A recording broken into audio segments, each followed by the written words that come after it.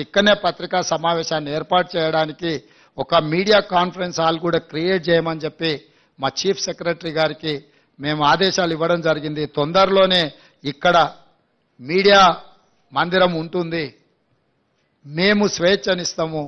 మీరు దాన్ని దుర్వినియోగం చేయకుండా అందరూ సహకరించాల్సిందిగా, ఈ కార్యక్రమాన్ని ప్రజల దగ్గరికి తీసుకెళ్లాల్సిందిగా.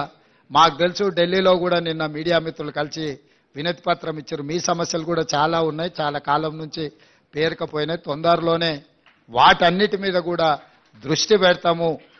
ఎవరూ ఆందోళన చెందాల్సిన పని లేదు. ఈ ప్రభుత్వం మీది, మీకోసం పనిచేస్తుంది, ప్రజల కోసం పనిచేస్తుంది. ప్రజలకు పనిచేసే విధంగా మీరు మాకు సహకరించాల్సిందిగా కోరుకుంటున్నాను. అదేవిధంగా నిన్నో మన్నో ప్రజావాణి కార్యక్రమానికి కాడబిడ్డ వచ్చింది. అక్కడ విజయవంతం అవ్వడం